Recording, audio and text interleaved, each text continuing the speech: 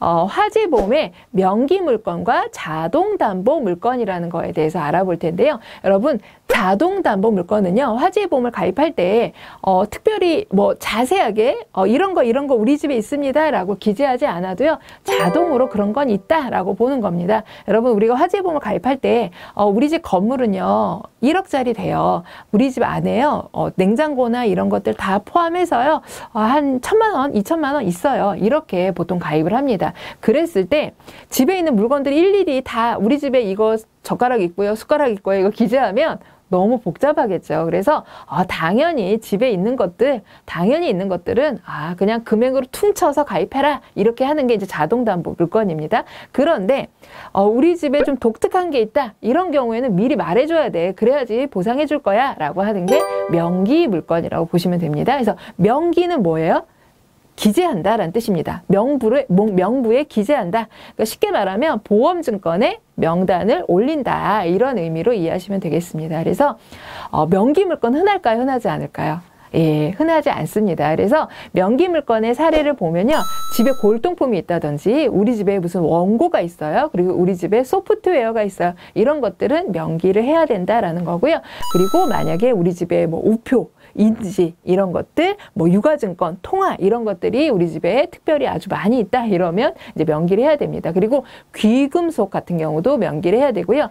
귀중품은요, 점당 300만 원이 넘어가는 것들에 대해서만 이제 명기를 하시면 됩니다. 그리고요, 만약에 우리 뭐 사무실이나 공장이라고 했을 때 사무실 안에서 관리가 안 되고 밖에 쌓아두었다 물건을, 이런 경우에는 명기를 하셔야 됩니다. 저희가 이거를 옥에 쌓아둔 동산이라고 표현을 하고요. 야적 동산이라고도 표현을 합니다. 그래서 이런 경우 밖에 물건을 쌓아뒀다 이런 경우에는 명기해야지만 보상을 받을 수가 있습니다. 그러면 자동담보 물건에는 어떤 것들이 있냐면, 만약에 집이라고 하면 칸막이나 대문이나 뭐 곡간 이런 거, 옛날 이제 집이라고 좀 떠올려 보시면 되는데, 이런 건 당연히 집이 있다면 문이 있잖아요. 그런 것들은 당연히 있다고 본다. 그런 것들은 명기하지 않아도 된다는 거고요.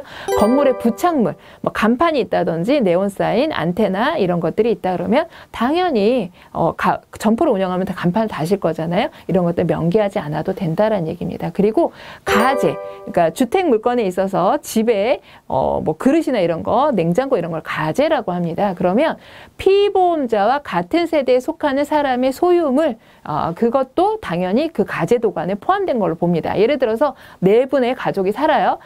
김영 피보험자가 아빠입니다. 아빠가 우리 집에 가재 도구 1,000만 원 있어요 라고 가입했다면 사모님, 자녀분들의 가재 도구도 당연히 그 안에 같이 1,000만 원 안에 포함되어 있다라고 본다라고 보시면 되겠습니다. 이런 것들은 자동담보 물건이니까 명기하지 않아도 되고요. 명기해야 되는 것들 아까 기억나시죠?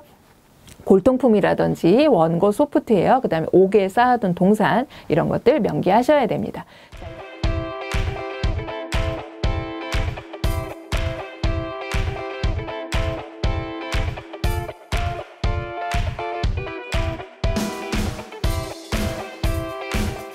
자, 이번에는요, 재산손해에 대한 지급보험금 계산 방법에 대해서 좀 알아볼 텐데요. 여러분들 손해보험에서 아주 중요한 개념이 뭐였냐면 보험가액이라는 개념이었습니다. 보험가액 금액은 생명보험에도 있고요, 손해보험에도 있다라고 말씀드렸는데요. 보험가액, 법률상 보상의 최고 한도액이라고 했습니다. 화재보험은 대표적으로 이렇게 보험 가액이 아주 중요한 상품이에요. 그래서 이 건물의 가액은 얼마인지, 내가 갖고 있는 가재도구의 가액은 얼마인지 따라서 나중에 보험 가입을 하고 나중에 보상금을 받을 때 전부 보험인지 일부 보험인지 초과 보험인지에 따라서 지급보험금이 달라지도록 되어 있습니다. 자, 그래서 지급보험금 어떻게 나가는지 한번 알아볼 텐데요. 첫 번째, 우리 물건 구분에서 여러분들, 우리 물건 구분 세 가지 있다라고 했죠. 주택물건, 일반물건, 공장물건이 있다라고 했는데요.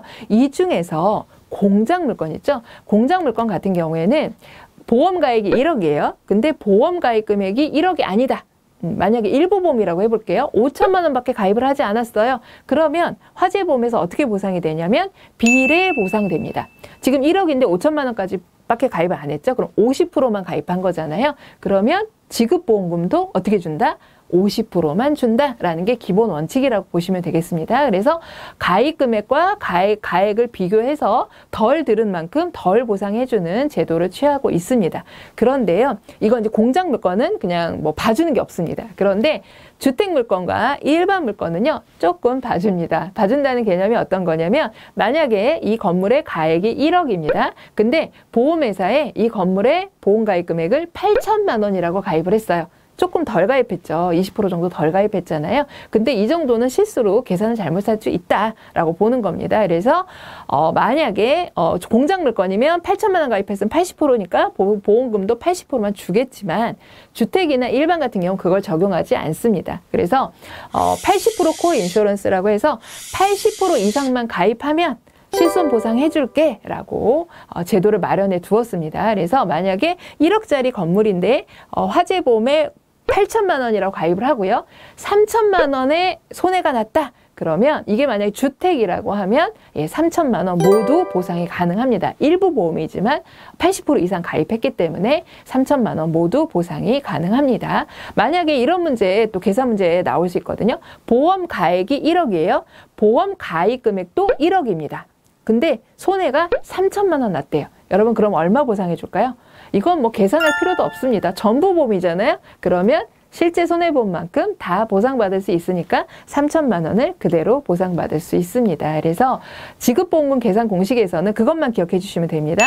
주택과 일반은 80% 이상 가입하면 실손 보상 가능하다. 근데 만약에 80% 미만인 경우에는 이제 비례 보상 하게 되겠죠. 그래서 공식을 보면요. 손해 곱하기 보험 가액 곱하기 80% 분의 보험 가입 금액, 이런 공식을 가지고 여러분들이 계산하시면 지급보험금을 계산하실 수가 있습니다.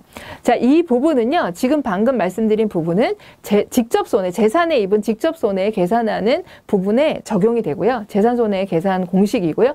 비용손해도 우리가 보상해 준다고 했죠. 잔조물 제거 비용이나 잔조물 제거 비용 제가 청소비라고 생각을 하시면 되겠고요. 잔조물 보존 비용, 손해방지 비용, 대이권 보존 비용, 기타 협력 비용. 그래서 재산손해뿐만 아니고 비용손해들도 보상을 해드린다고 했는데 그 비용손해도요. 계산하는 방법은 똑같습니다. 예를 들어서 손해방지 비용이 100만 원 나왔다. 근데 보험 가액이 1억이고 보험 가입 금액도 1억이에요. 그러면 손해방지 비용 100만 원 모두 보상이 가능한 것이죠. 그래서 재산손해와 비용손해의 계산 공식은 똑같다라고 보시면 됩니다. 근데 하나 유의할 게 있습니다. 비용 중에서요. 잔존물 제거 비용이라는 게 있습니다.